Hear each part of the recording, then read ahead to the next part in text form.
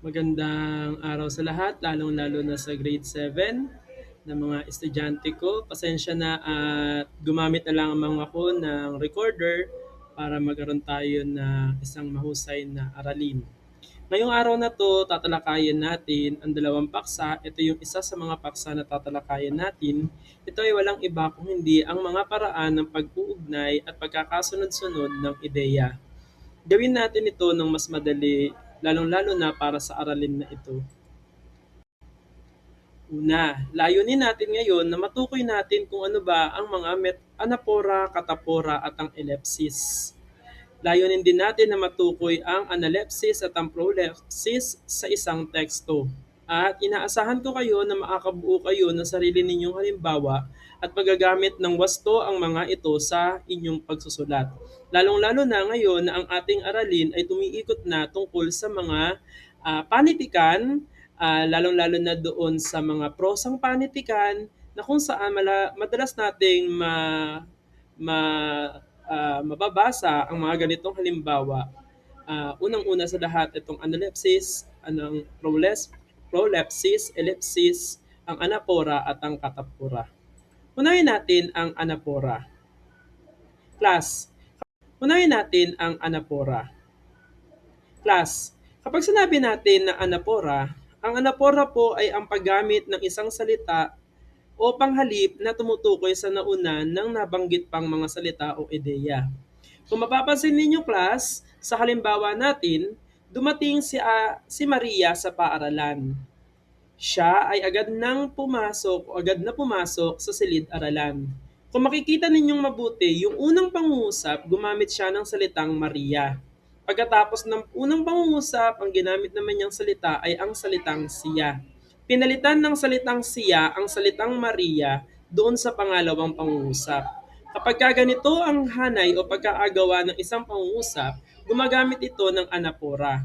Mula sa salitang anapora, uulitin ko, ang nauuna ay ang tinutukoy doon sa salitang panghalip. Suriin natin ito. Mahilig magbasa si Carlo. Palagi siyang pumupunta sa silid-aklatan. So, bibigyan ko kayo ng ilang sandali para makapag-isip patungkol dito. Sige, unawain nating mabuti. Sabi sa unang pangungusap, mahilig magbasa si Carlo. Kung makikita nating mabuti dito, class, yung salitang Carlo ay nasa unahan ng pangungusap. Unang pangungusap siya, yung salitang Carlo. Yung pangalawang pangungusap, gumamit na ngayon siya ng salitang siyang. Palagi siyang pumupunta sa silid-aklatan. Yung salitang siyang ay pinalit doon sa salitang Carlo sa pangalawang pangungusap.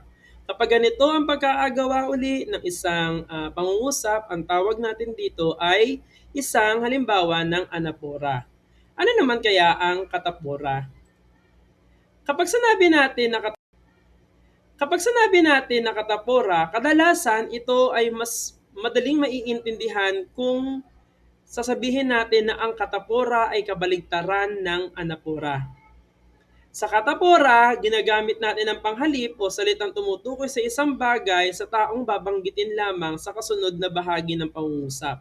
Ibig sabihin, sa katapora, palaging nauuna ang panghalip bago ang salitang pinapalitan nito. Tingnan natin yung halimbawa. Siya ay magaling sa klase, si Andrea. Kung makikita niyong mabuti, sa umpisa pa lang ng pangungusap, gumamit na agad siya ng panghalip na siya.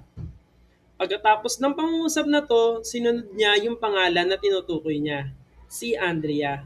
Kadalasan ginagamit natin ito kapag nagpapakilala tayo ng mga kalahok o ng mga hurado sa isang patimpalak. Kadalasan ito ang ginagamit ang katapora dahil sa masining nitong taglay. Hindi ito maituturing na mali kung hindi isang sining ng paggawa ng pangungusap. Ang salitang siya ay tumutukoy kay Andrea na nabanggit lamang pagkatapos doon sa ginawang pangungusap. Tingnan natin ngayon ang pagkakaiba ng dalawa. Anapora. Anapora laban sa katapora. Ang anapora palaging nauuna ang tinutukoy. Maria naging siya. Bumabalik ito sa salitang panghalip. Samantalang ang katapora naman palaging inuuna mo ang panghalip bago ang simuno o bago yung tinutukoy doon sa usapin o usapan. Okay, pasulong ang tinutukoy nito.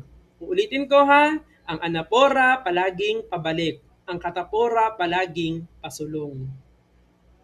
Ngayon naman, tukuyin natin kung ano ang Ngayon naman, tukuyin natin kung ano ang ellipsis.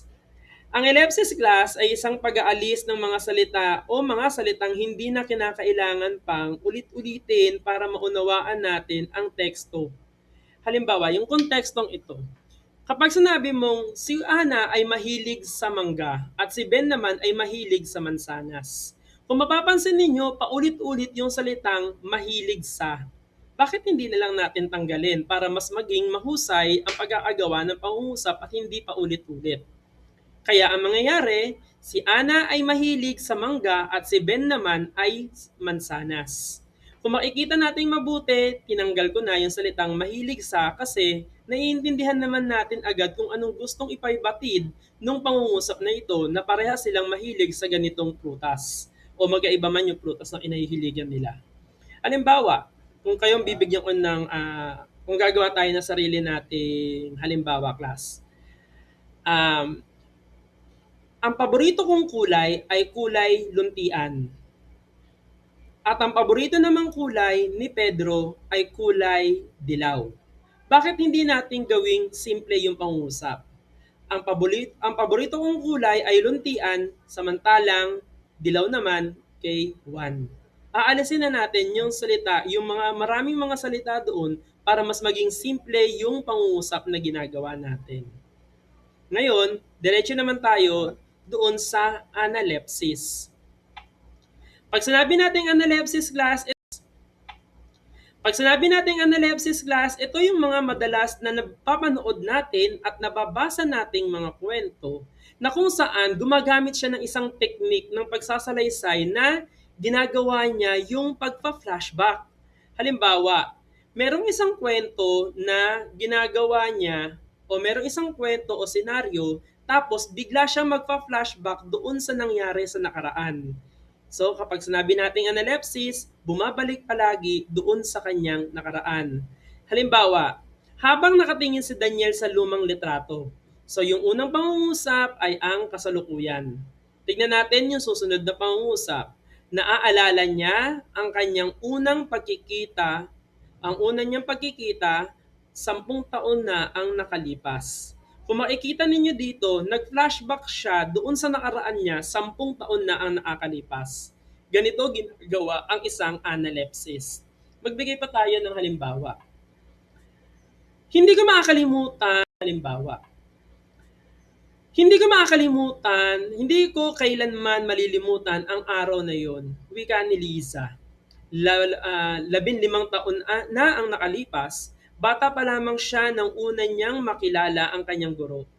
Sa kwento, ang kwento ay kasalukuyang nagsasalisay ngunit bumalik tanaw o binalikan ni Lisa yung kanyang nakaraan na 15 taon na ang nakalipas. Pag ganito ang ginagawa ng isang pagkukwento, palagi itong nakaayon sa analepsis nating tinatawag.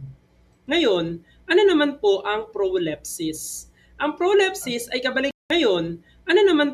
prolepsis? Ang prolepsis ay kabaligtaran ng analepsis sapagkat ang prolepsis palagi niyang ginagawa ay ang pagtingin naman sa hinaharap. Kaya tinatawag natin itong flash forwarding o flash forward. Merong isang karakter na ngayon nangyayari yung kwento tapos makikita niya kung ano yung possible na mangyari sa hinaharap. Ano yung posibleng mangyari sa hinaharap? Halimbawa, hindi pa alam ni Marco na makalipas ang 10 taon siya ay magiging punong guro ng paaralang iyon. Kung makikita ninyong mabuti, nakikita niya na o nailalahad na kung ano ang maaaring mangyari sa susunod na mga dekada o taon. Gumawa pa tayo ng isa pang halimbawa. Si Pedro ay mahilig magsulat. Si Pedro ay mahilig magsulat. Hindi niya alam na balang araw, magiging isa siyang tanyag na manunulat. Kung makikita ninyong mabuti rito, pinapahiwatig na sa kwento kung ano ang posibleng mangyari sa buhay ni Pedro dahil sa ginagawa niyang pagsusulat. Ito ay ang mga pangyayari na kung saan makikita o mababasa sa kwento kung ano ang kahihinatnan doon sa ginagawa niya sa kasalukuyan. So, yun lamang mga mag-aaral. Grade 7, pakiusap lang na maaari panoorin nyo itong mabuti dahil ito ay makakatulong sa darating ninyong pagsusulit. Yun lamang, maraming maraming salamat sa inyo. Maraming maraming salamat sa inyong maraming maraming salamat sa inyong pakikinig. Gandang araw.